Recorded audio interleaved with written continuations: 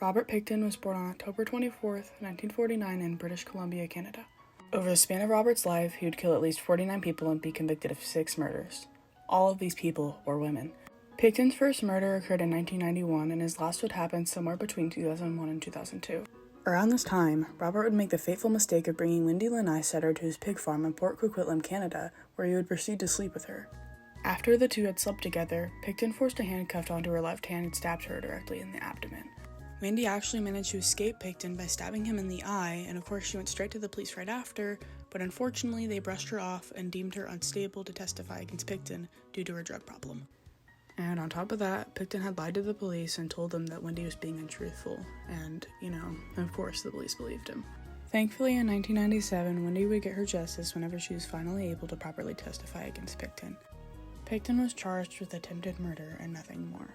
It's sad to think about the fact that if the police had cared more and had actually listened to Wendy or looked more into this charge, many women wouldn't have died because of Pickton.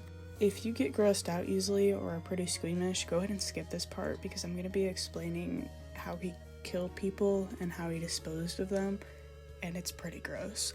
One of Robert's main methods of killing people was injecting them with antifreeze. If you are somehow unaware of what antifreeze is, the easiest way to put it is an engine coolant that when mixed with water is used to cool down a car engine to prevent it from overheating. Pickton has been quoted saying, "I filled the syringes up with antifreeze and you inject this stuff and you're dead in 5 to 10 minutes. Now I'm going to go ahead and explain how Robert was quoted on that by the police because I think it's really funny and actually kind of interesting. In February of 2002, Robert Pickton was arrested and placed into his cell with another inmate. But instead of this being a normal inmate, it was actually an undercover police officer.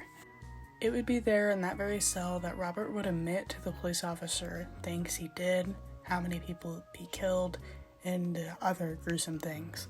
Robert has also been quoted saying that he wanted to get to the big 5-0, and if you don't know what he means by that, he means he wanted to get his 50th kill before he was arrested.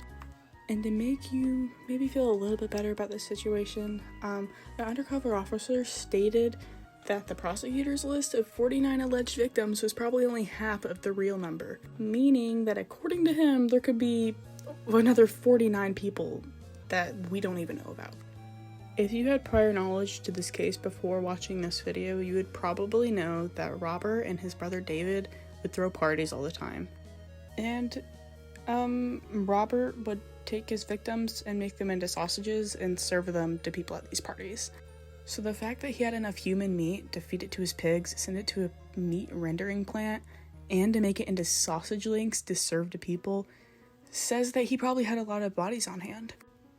Robert was also quoted saying that he's a bad man, and I find this really unnerving because it shows that he knows what he was doing and he knows how wrong it is. Robert Pickton was sentenced to life in prison with no possibility of parole until he served 25 years.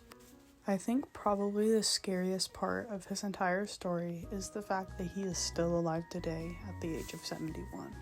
Thankfully, it has not been 25 years since he was sentenced, so he still has no possibility of parole. The day that he is eligible for parole will be a horrifying day for everybody in the Vancouver area, but considering his age, he'll probably be dead by then. I think that's going to be all for now. Thank you for watching, and I hope to see you here again soon.